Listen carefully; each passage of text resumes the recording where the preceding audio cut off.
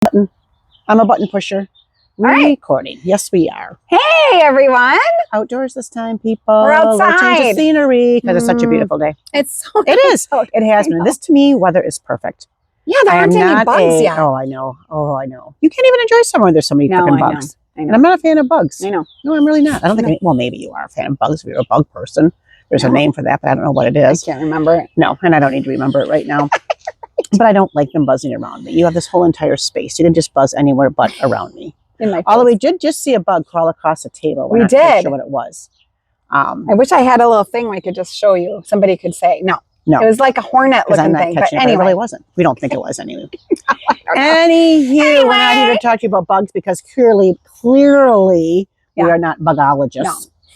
No. Not well informed in the area of bugs. But we do know that it's June, and we do know that it is. I think I cut myself off when I switched to video. It is Pride Month, my friends. It's Pride Month. It is. There's a lot of things happening right now, a lot of things happening in June, but we wanted to be sure we recognize that because it's one of those controversial things, right? It shouldn't be. It is not. Not in our minds, people out there.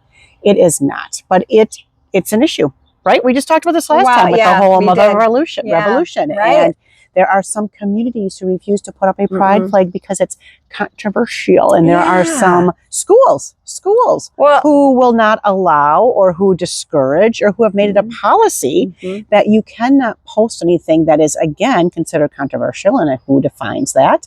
That is supportive. Right. That makes people feel like they belong because you do belong. And that sentence, when it just came out of my mouth, I know, it sounds ridiculous. It does. I mean, yes, we all belong, but it's important that people see themselves. It's important that people recognize that school is a safe place amongst other places. I'm sorry that we still have to do that, but we do. I know. We do. So we are recognizing it, my friends. We are recognizing Pride Month. We are recognizing that for most of you out there, it is the last week of school. I believe our own community, the last day is Thursday, June 4th. Got a half day going on there. Good luck this week. Oh, God. It's a rough week. God. It's so hard the last week. It is. So hard. And then we jam a few things in there, right, to make it a great last week. And really, what do our kids sometimes need the most? Routine, expectation, consistency. And they know the end of the year is coming, so everything is just amped up. Well, and here's the thing too, right? We know that in school, like school is a safe place. So for a lot of kiddos, it needs to be a safe place, people. Yeah. Well, and for a lot of kids, the idea of summer and starting with like no routines and not having that structure that school provides, it's like it's a scary time for some kids. It is. Like they're excited for summer, but they're also like not by their friends. They're not in a routine. It's some of them, just getting meals. It's a thing. And it's a thing that schools think about. And we try to find ways to make that better for kids. So for one thing we know of that we participate in is Loving Lunches. We have a community of fabulous, strong females, a group who started this, I don't know how many years ago. I might get that for you next time.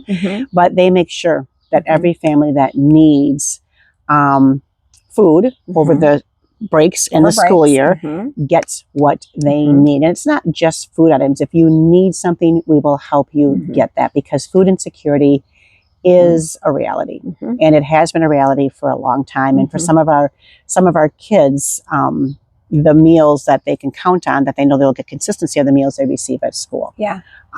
And so they are making sure that happens. Well balanced when there is a break. So kudos to them. We have hooked up with them with this other group that we're actively involved in, and we help with that, the packing up of the lunches, the distribution of the lunches, and even sometimes collecting some of those items. So those are all good things that are happening in the summer. So it's also something to think about when you are just, donating to your food pantry. Just remember that in the summer, families are all home and school isn't always providing your lunches. Now, I do know that some summer schools do provide lunch.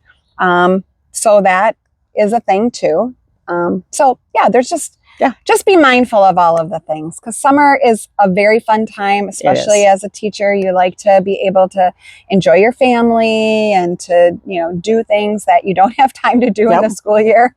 But I think that is a good reminder. Yeah. Because we're oftentimes when there is a break or there's spring break or there's a summer break, and obviously we're just talking public schools, but or the school year, Mm-hmm. but it can occur at different times and in different situations. But the focus is always on the excitement and what are you doing and what's going to happen. And we forget about that population of students who break time is difficult. Break time is not exciting. If they hear their friends are going on this trip or that trip, or I'm going to be on the baseball team, or I'm going to do this summer, or even going to the pool. Something as simple as that. Yes. Not everybody has the same opportunities. I think we've done a better job with more awareness. And I think sometimes it was just an assumption that we all have access to the same things, and we don't. We don't. And we do not. And not everybody all kids does. have access to the same things. That's why there's some really great programs out there. So if you aren't aware if there's those programs in your community, find out. Volunteer. Help out. Donate some time. And if you don't have the time, donate some materials. Yeah. Yeah. Right. That would be a good way to start your summer. I think so too. Yeah, it's a great idea. So graduation? Yeah, my son graduated yesterday in his class of 2026. Yeah, it was a great day. Yes, he had nice to speak. celebration. He did a phenomenal job, as did the other young adults. Oh, yeah. They did a really nice job. They really did. They really did. And when you think about it, that's really a huge, huge milestone. There are a lot of milestones that you are going to cross in your lifetime. But when you think about, for the last 13, 14 years, your life has been getting up, going to school, doing your homework, studying for this test. You know, it's been school. Yeah. And for the most part, you're at home. Yeah. Things are being provided for you. Right. And all of a sudden you graduate and you're this adult, and now what do I do next? Right. That is a really, really exciting time. But again, for some kids, a little scary. It might not be that exciting. It might be a little scary. Yeah. Even when you have a plan, it's scary because it doesn't matter. Your plan, what you envision, might not be what happens or might not be the outcome. Right. Yeah. So I think one of the best, there's a lot of good things about the graduation, but just to hear these young adults speak realistically, right? And to make sure that they addressed what everybody may or may not be doing after school, and talking about that change and that challenge and that next chapter, but talking about it realistically. And it was so nice to hear from that age group. Yeah, right. Yes. Because you don't often see those skills maybe early on, elementary school, middle school, you're thinking, oh my God, will these kids even make it to high school? Right? There are moments, people. But then you see them come together like that. And you talk to the different friends at graduation parties and find out what they're doing and what, you know, the next chapter of their life is. And it's like click. Yes. Yeah.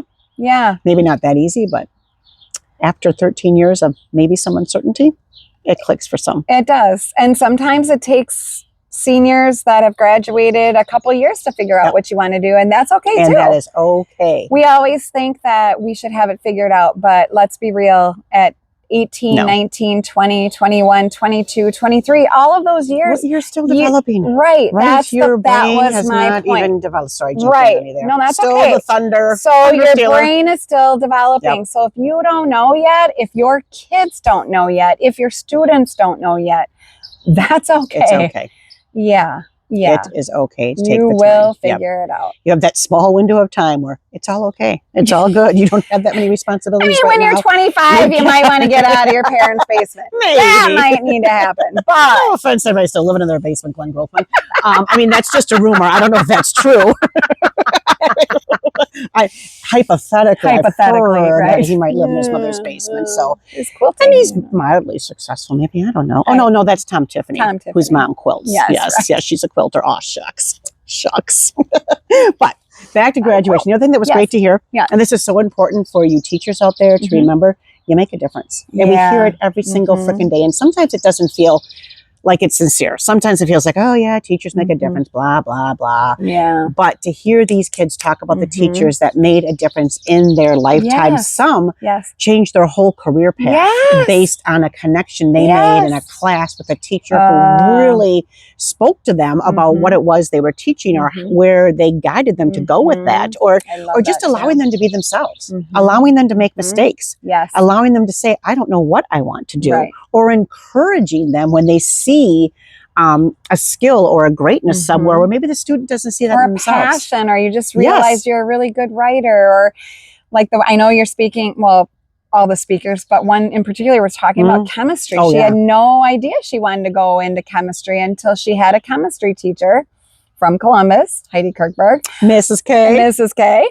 You inspired her. She completely changed her major to be in chemistry. So, But it happens. It happens happen every day. Mm-hmm. And those are the moments when those kind of comments feel more sincere. Yes. Because truly, truly, you are making a difference every day, whether you are at the early childhood level, the elementary level, the middle school level, or the high school level. You are shaping the future of where these kids are going to land. You are giving them another opportunity to test the waters, right? In a safe place. Yes. In a safe place. Absolutely. So, kudos to you. You've done it. Another year. Yes. Some of you are retiring. Congratulations on your retirement. Yeah.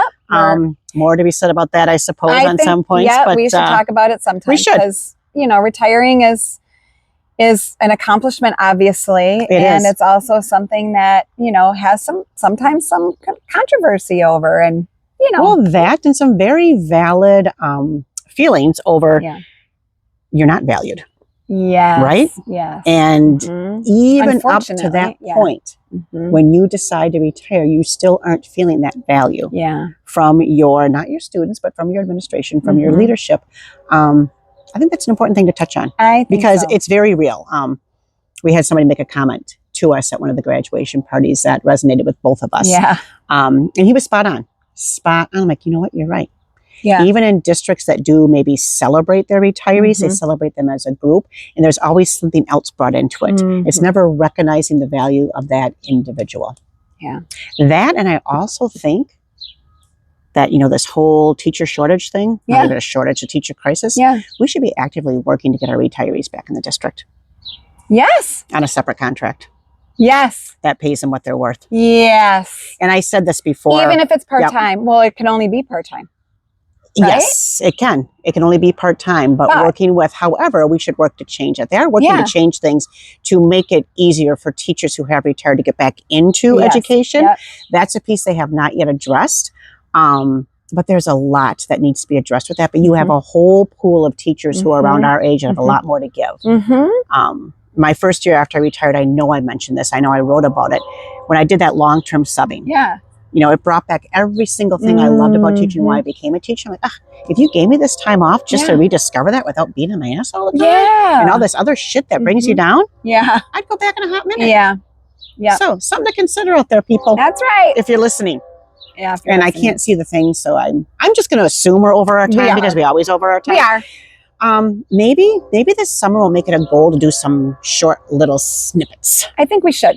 Not that you don't enjoy listening like to 1 or 2 minute things. Yeah, it's we'll so do hard that. For us. Oh, We maybe like to talk. 5 minutes. 1 or 2 minutes. I mean, that just gives me enough time to recognize I'm recording. That's true. And to make sure that I'm where I need to be. That's true. And to look around and to stare at the camera. And then to say some stupid comment. It's okay. It's okay. I mean, and that's our time. I know. We should just do that maybe. Yeah. We'll just kind of, I think we'll start recording our pre-conversations and little snippets and just send them out to you. Perfect. This one was about my spider plant. Okay. Really in-depth shit. Before we go off the rails too much, we're going to sign me? off. Both of us. Oh, my rails. Mostly you. I know. Mostly you. I can take it. Whatever. I know you I'm can. more mature. No worries. Okay. It's all good. All right, everyone. I got you, Spidey, on my side. Enjoy your last week of school. If you still have a graduation parties or celebrations or all that, enjoy that time. Reach out to your local food pantry. Keep kids in mind throughout the summer and families. And the year knowing that you have made a difference. You made a difference. You have made it. You might not hear about it. Your name might not be mentioned because, I'm like, where's Mrs. McGee's name here? Come on, Max, it's your mother. No offense, Max. Max that might have seemed forced. Right. No shit. If you mentioned her. No, that'd be like my mom made me say that. My mom was my favorite teacher. Yeah, right. No, for sure that's not true. Rails, bring them back. Okay. Signing off. Two tipsy teachers. Oh, I gotta find that button. Way up. No.